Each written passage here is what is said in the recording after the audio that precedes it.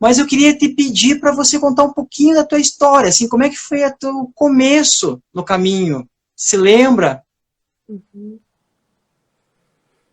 Lembro um pouco. Já devo ter esquecido de muitas coisas e também já devo estar interpretando coisas, né? Porque a gente vai se dando conta que o passado a gente vai mudando, ele vai mudando junto com a gente. A gente enxerga coisas diferentes a respeito, né, do que ocorreu e também esquece muita coisa, né? Isso até dói um pouco porque tem detalhes, né, que foram super preciosos. Mas vou tentar falar alguma coisa, né? Então, o meu desejo por entender a vida e principalmente a mente, isso vem da adolescência. Então, hoje, quando eu lembro disso, eu acho fantástico. É como se eu tivesse vindo assim com isso muito forte já. Porque quando eu comecei a procurar literatura, lá na adolescência, eu fui procurar os livros do Poder da Mente. Lá na década de 80, tinha pouca coisa, né? Não tinha nem internet, nada. Eu fui procurar esses livros, né? Como o poder positivo do pensamento, esse tipo de coisa, assim, né? Que foi chegando.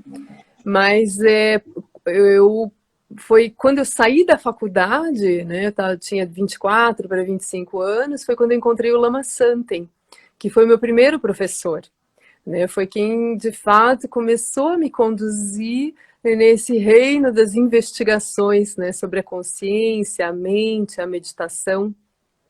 Então eu tive Faculdade aí. de Arquitetura, certo? Sim, fiz arquitetura. Antes de arquitetura, eu fiz publicidade. Eu fiz um ano e meio de publicidade, daí larguei publicidade, fiz arquitetura. E aí, saindo desse curso, o Bruno, né, o Bruninho, do SEB Curitiba, organizou um retiro do Lama Santen. E aí ele tinha um aluno que era meu amigo, um aluno de Tai Chi do Bruno, o Eric. E aí esse amigo veio e me deu um folheto, né? Naquela época a gente tinha flyers por aí, né? Ele, vai ter um retiro budista aqui em Curitiba, me deu a almofada de meditação. Aí eu falei, bom, tipo você, assim, né? Eu falei aquilo para você e nem imaginei o resultado, né, do que poderia ser. Ele também me deu aquele folheto, me deu aquela almofada e fui. E aquilo foi assim um marco na minha vida, né? Ao ouvir o Lama Santen, a ele falar, né, explicar sobre meditação, sobre caminho espiritual, sobre impermanência, vida humana preciosa, assim, aquilo, uau, veio me revirando por dentro, me veio, é isso que eu queria, é isso que eu estava procurando, né? Não o budismo, mas o Lama budista me trouxe o que eu estava procurando, né? E ali começou, né? Segui ouvindo o Lama Santen, fazendo os retiros com ele, me aprofundei na vida de Sangha também, e nunca mais parou, né? Isso não para, não para. Bacana. Mas, assim, você sempre teve uns relatos muito abertos de si, assim, né? E eu já assisti algumas palestras tuas, assim, que a gente até se choca como você fala abertamente de ti e não expõe tudo e não esconde nada. A gente até ficava assim um pouco, nossa, ela tá comentando isso, né? E numa dessas palestras, eu lembro que você comentou que você teve uma espécie de uma depressão, um momento que você ficou mais recluso em casa, antes de começar a meditação. Aconteceu isso ou agora sou eu que estou interpretando? Acho que não foi antes. Quer dizer, teve, né? Antes de eu conhecer, né, a meditação e a prática, assim, como um método estruturado, né, como eu recebi do Lama Santen, antes eu já tinha, assim, tinha uma melancolia que me perseguia. Eu fui daquelas jovens e adolescentes super profundas e melancólicas e desajustada e procurando e batendo a cabeça, né? Então teve isso. Aí quando eu encontrei, né, a meditação, isso veio trazendo luz a esses processos, né, de encontrar sentido na vida, nas relações. Mas aí dentro desse processo, né, da meditação e dos retiros, aí é essa visitação super profunda, né, dentro do mundo interno. Então eu tive vários altos e baixos, né, nesse caminho, porque tem coisas que a gente vai encontrar dentro do silêncio, em retiro, que não é nada agradável. Né? Assim, por exemplo, se deparar com enquanto não é solitude, é solidão.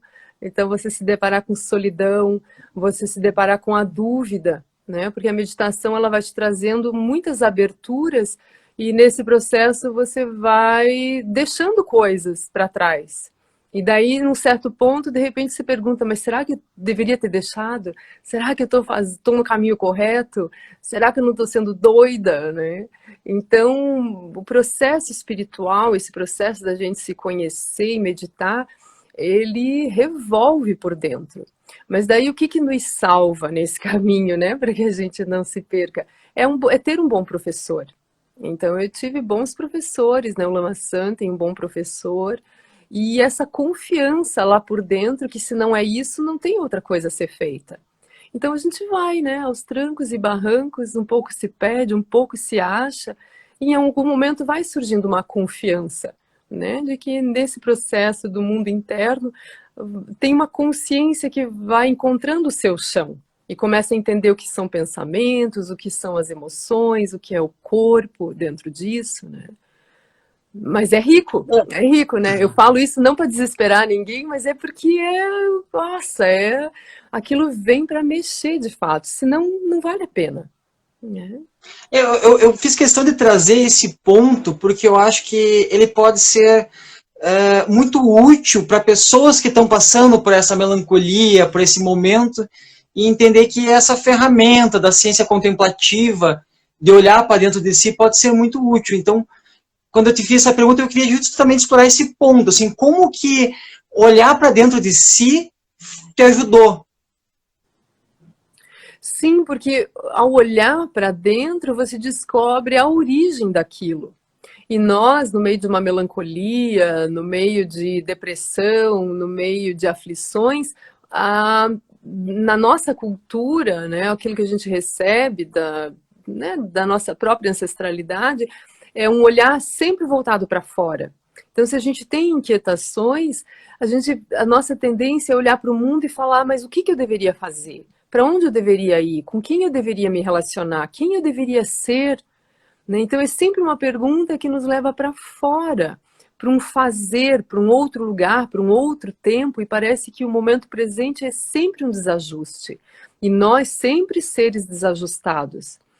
Quando encontramos a meditação, nós somos apresentados a um mundo interno que dá origem a qualquer tipo de experiência, seja ela boa ou ruim, né? Dentro dos nossos padrões aí de bom ou ruim. Então, essa investigação do mundo interno, de fato, agora começa a nos dar chão.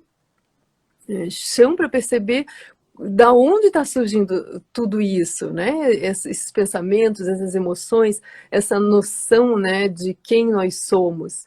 E vamos ganhando ferramentas para lidar com isso. Então é super poderoso. Se a gente não encontrar a meditação no caminho, a nossa vida vai ser o tempo todo uma luta.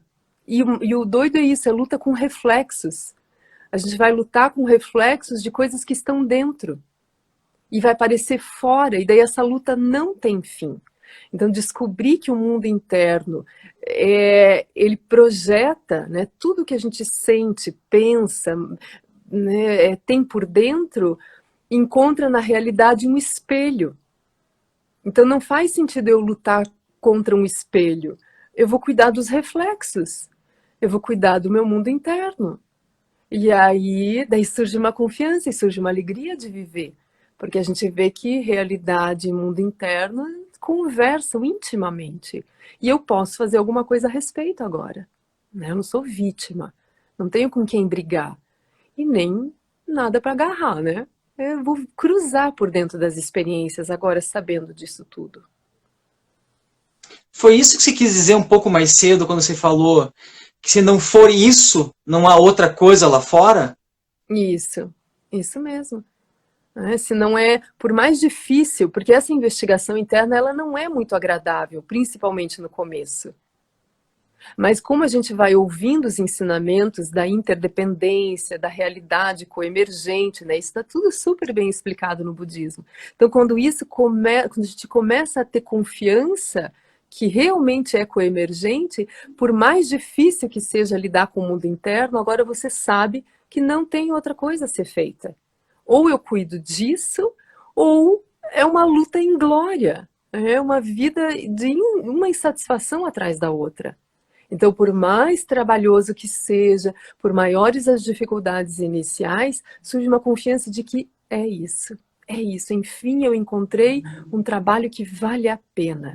Enfim, algo para o que eu vou dedicar meu corpo, minha energia, minha consciência para sempre. E vou vivendo minha vida, vou trabalhando, vou pagando conta, vou namorando, vou comendo, vou tomando banho. Tudo vai indo junto. Mas agora você tem um trabalho central, ele é o eixo da tua vida.